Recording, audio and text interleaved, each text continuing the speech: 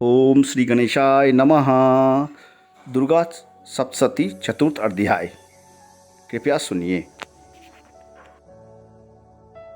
चौथा अध्याय। इंद्राणी देवताओं द्वारा दैत्यों की स्तुति। सिद्धि की इच्छा रखने वाले पुरुष जिनकी सेवा करते हैं तथा देवता जिन्हें सब ओर से घेरे रहते हैं, उन जया नाम वाली दुर्गा देवी का मैं ध्यान करें।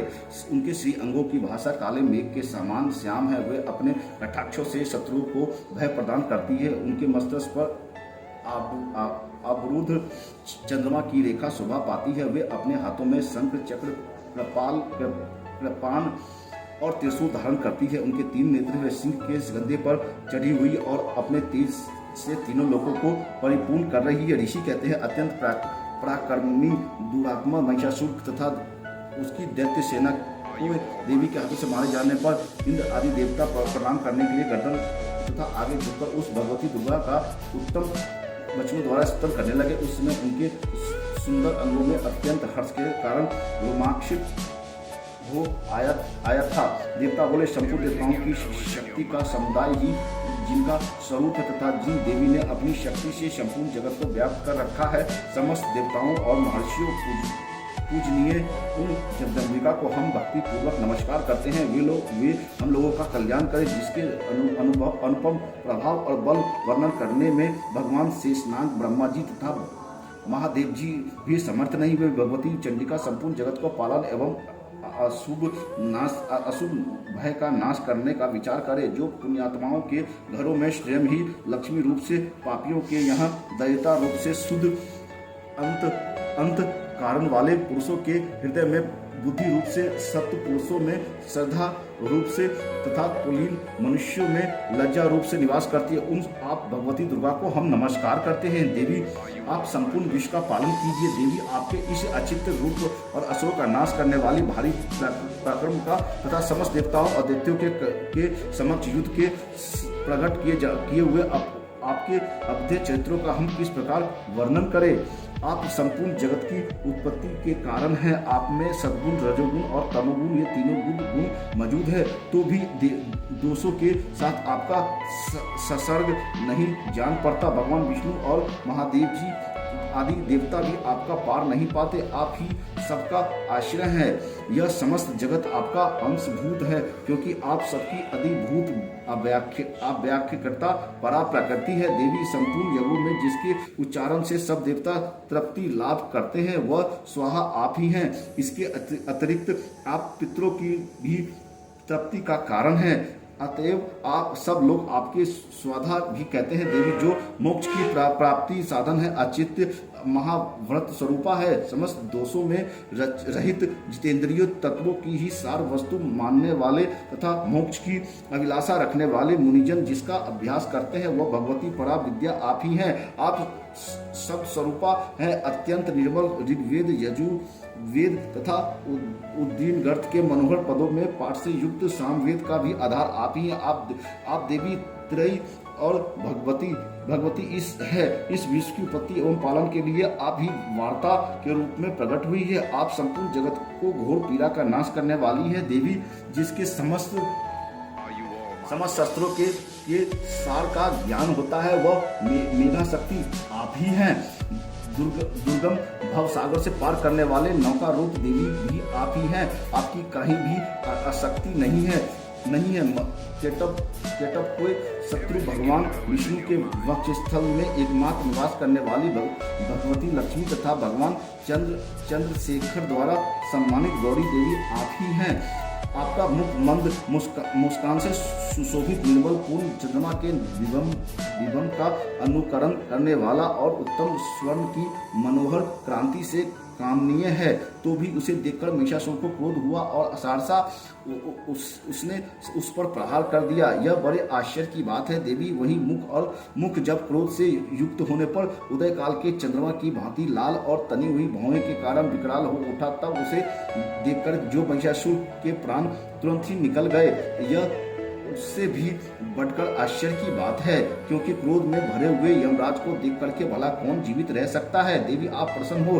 परमात्मा स्वरूपा आपके प्रसन्न होने का जगत का अभ्युदय होता है और क्रोध में भर जाने पर आप तत्काल ही कितने कुलों का सर्वनाश कर डालती है। यह बात अभी अनुभव में आई है, क्योंकि महिषासुर की यह विशाल सेना क्षण भर में आपके कोप से नष्ट हो गई है।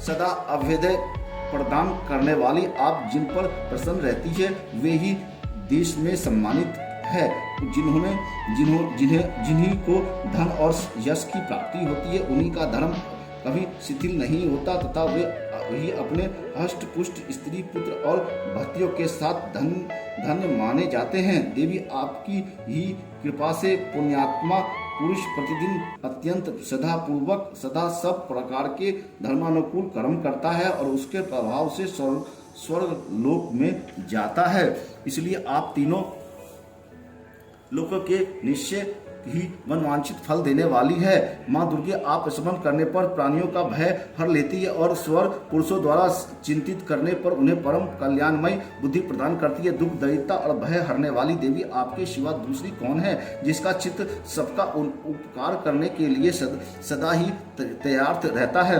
देवी इस राक्षसों को मारने से संसार सुख मिले, अतः ये राक्षस चित्तकाल नरक में रहने के लिए भले ही पाप करते हो इस समय संग्राम में मृत्यु को प्राप्त होकर स्वर्गलोक में जाए। निश्चय ही यही सोचकर के आप शत्रुओं का वध करती हो। आप शत्रुओं पर सहस्त्रों का प्रहार क्यों करती है? समस्त असुरों का दृष्टि मात्र से ही भस्म क्यों नहीं कर देती? इससे एक रहस्य है, ये शत्रु भी हमारे शस्त्रों से पवित्र होकर के उत्तम लोक में जाए। इस प्रकार उनके प्रति भी आपका विचार अत्यंत उत्तम रहता है। खंडक के तेज पुंज की भयंकर दीप्ति से तथा अपने त्रिशूल के अग्रभाव की घनीभूत प्रयासों से चौधियाकर ये असुरों की आंखें फूट नहीं गई, क्योंकि उसमें भी यही कारण था कि वे मनोहर रसियों के युक्त चंद्रमा के समान आनंद प्रदान करने वाली आप में इसके सुंदर मुख प्रदर्शन करते हैं। देवी आपका शील दुराचारियों के बुरे प्रताप को दूर करने वाला, साथ ही यह रूप ऐसा है जो कभी चिंतन में भी नहीं आ सकता और जिनकी कभी दूसरों से तुलना भी नहीं हो सकती तथा आपका बल और पराक्रम तो उस दैत्य के भी नाश करने वाला है जो कभी देवताओं के पराक्रम भी नष्ट कर चुके थे। इस प्रकार आपने शत्रुओं भी अपनी दया ही प्रकट की है। वरदायिनी देवी आपके इस प्रकार भी किसके साथ तुलना हो सकती है तथा शत्रुओं के भय को देने वाली अत्यंत मनोहर ऐसा रूप भी आपके सिवा और कहाँ है? हृदय में कृपा और युद्ध में निष्ठुरता, ये दोनों बातें तीनों लोगों के भीतर केवल आप में ही देखी गई है। माता आपने शत्रुओं का नाश करके इस समस्त त्रिलोकी का रक्षा की है। उन शत्रुओं की युद्ध भूमि में मारकर स्वर्गलोक में पहुंचाया तथा उत्तम दैत्यों के प्राप्त होने वाले हम लोगों को भी भय से दूर कर दिया है। आपको हमारा नमस्कार है। देवी आप सूल से हमारी रक्षा करे, अंबिके आप खंडक से हमारी रक्षा करे तथा घंटों की ध्वनि और धनुष की टंकार से भी हम लोगों की रक्षा करे। चंडिके पूर्व पश्चिम और दक्षिण दिशा में आप हमारी रक्षा करें तथा ईश्वर मेरे अपने त्रिशूल को घुमा करके आप उत्तर दिशा भी हमारी रक्षा करें। तीनों लोकों में आपके जो परम सुंदर एवं अत्यंत भयंकर रूप विचरते रहते हैं, उनके द्वारा भी आप हमारी तथा इस भूलोक की रक्षा करें। अंबिके आपके फल पल्लवों में शोभा पाने वाले खंडक, शूल तथा गदा आदि जो अस्त्र हो, उन सबके द्वारा आप हम सब ओर से हम लोगों की रक्षा करें। ऋषि कहते हैं, इस प्रकार सब देवताओं ने जगत माता दुर्गा की स्तुति की और नंदवन में दिव्य पुष्पों एवं गंध चंदन आदि के द्वारा उनका पूजन किया। फिर सबने मिलकर के जब भक्ति पूर्वक दिव्य धूपों की सुगंध निवेदन की, तब देवी ने प्रसन्नता वर्धन होकर के प्रणाम करते हुए सब देवताओं से कहा। देवी बोली, देवताओं तुम सब लोग मुझसे जिस वस्तु की अभिलाषा रखते हो उसे मांगो। देवता बोले, भगवती हमारी सब इच्छा पूर्ण कर दी, अब कुछ भी बाकी नहीं है, क्योंकि हमारा यह शत्रु महिषासुर मारा गया है। महेश्वरी, इतने पर भी यदि आप हमें और वर देना चाहती है तो हम सब जब आपका स्मरण करें तब आप दर्शन देकर के हम लोगों के महान संकट दूर कर दिया करें तथा प्रसन्न मुखी अंबिके जो मनुष्य इस स्तोत्र का आपकी स्तुति करे उसे वित्त समृद्धि और वैभव देने के साथ ही उसकी धन और स्त्री आदि संपत्तियों को भी बढ़ाने के लिए आप सदा हम पर प्रसन्न रहे। ऋषि कहते हैं, राजन देवताओं ने जब अपने तथा जगत के कल्याण के लिए भद्रकाली देवी को इस प्रकार प्रसन्न किया, तब वे तथास्तु कह करके वही अंतर्ध्यान हो गई। भूपाल इस प्रकार पूर्व काल में तीनों लोगों को हित चाहने वाली देवी जिस प्रकार देवताओं के शरीर से प्रकट हुई थी, वह सब कथा मैंने ये कह सुनाई। अब पुनः देवताओं का उपकार करने वाली वे देवी दुष्ट दैत्यों तथा शुंभ निशुंभ का वध करने एवं सब लोगों की रक्षा करने के लिए देवी गौरी देवी के शरीर से जिस प्रकार प्रकट हुई थी, वह सब प्रसंग मेरे मुंह से सुनो, मैं उसका तुमसे यथावत वर्णन करता हूँ। इति श्री स्वर्णिक पुराण।